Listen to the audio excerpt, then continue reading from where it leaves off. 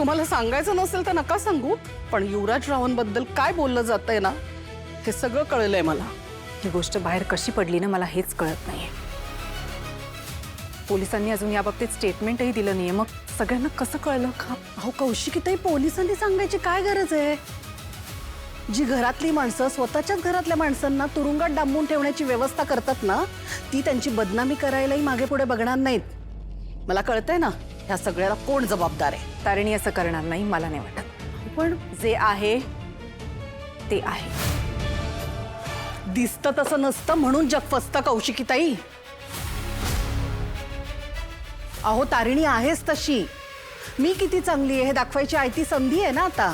ती कशी सोडेल ती? ती शांत बसणार नाही. आतापर्यंत 10 जणांना फोन करून सांगून झालं असेल सगळं. नाही, तुम्ही विश्वास ठेवा, पण या सगळ्याचा एकदा विचार करा ना. मी सांगते म्हणून नाही, खांडेकरांची बदनामी होऊ नये म्हणून.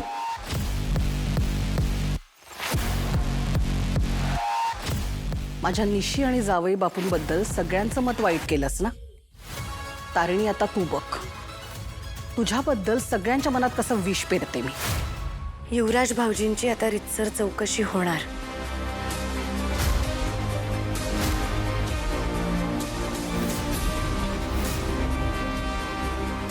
त्याच्या पोलीस ऑफिसर आहेत त्या खूप कडक आहेत.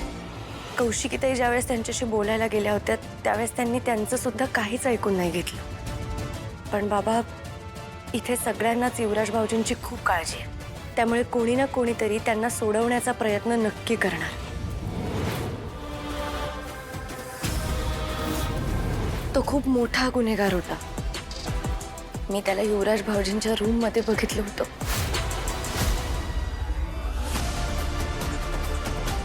घरातल्या गोष्टी घरातच राहायला हव्यात. जी गोष्ट 4 भिंतींमध्ये घडलीये त्याची चर्चा मला नकोय. नाही नाही, बाबांचा फोन होता. समोरही या बाबतीत काहीही बोलायची गरज नाहीये. ताई पण काळजीपोटी विचारत होते. मिसेस बेलसरे आल्या आहेत ना घरी, त्यांना माहिती आहे सगळं. जे काय कळायचंय ते त्यांच्याकडनंच कळू दे. पण एक मुलगी म्हणून दुसऱ्या गोष्टी सुद्धा आहेत बोलण्यासारख्या, त्या बोल. खांडेकरांची अब्रू जपणं ही सून म्हणून तुझी सुद्धा जबाबदारी आहे हे विसरू नकोस तारिणी. तू स्टेटमेंट दिलंस ना युवराजबद्दल, ते खरं होतं. तू सत्य बोललीस आणि मी तुझी बाजू घेतली ना. पण म्हणून युवराज दोषी आहे हे सिद्ध होत नाही. आणि जोपर्यंत हे सिद्ध होत नाही तोपर्यंत ह्याची चर्चा मला या घरात नको आहे. जर युवराज चुकला असेल तर त्याची शिक्षा त्याला मिळेल. जे आहे ते आहे. पण जर तो चुकला नसेल आणि तरीही तो जेलमध्ये असेल तर खांडेकरांच्या नावासाठी हे घातक आहे. हे कळतंय का तुला? आपण जे बोलतो ते कॅज्युअली बोलतो, पण लोक या बाबतीत चर्चा करतात, त्याची न्यूज करतात. हे कळत नाहीये का तुम्हाला?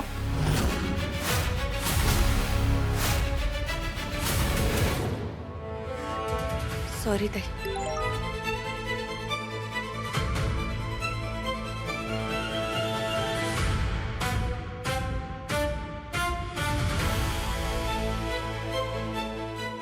बॉस, काय झालं? इथे तर सगळ्यांना युवराजला सोडवायचंय. आपल्याला हे सगळं लवकरात लवकर जे मॅमना सांगायला हवं.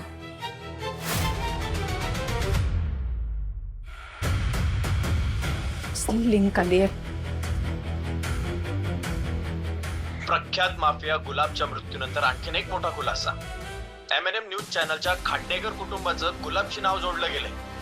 युवराज खांडेकर याचा गुलाबच्या गुन्ह्यांमध्ये हात असल्याची शक्यता वर्तवली जाते. Ridiculous.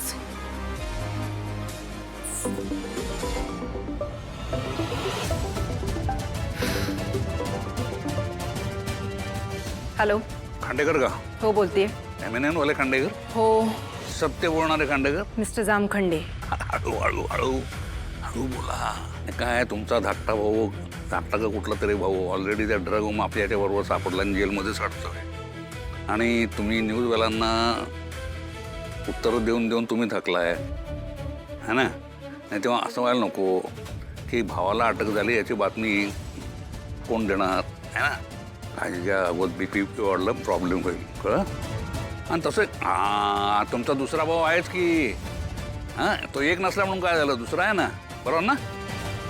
Mister Jamkhande, don't cross your limits. मला तुमच्याशी बोलायचं नाहीये, मी फोन ठेवते प्लीज. थांबा थांबा, एकदम असा फोन ठेवू नका. उगाच रागवलाय तुम्ही माझ्यावर. मी तर काळजीपोटी फोन केलाय तुम्हाला.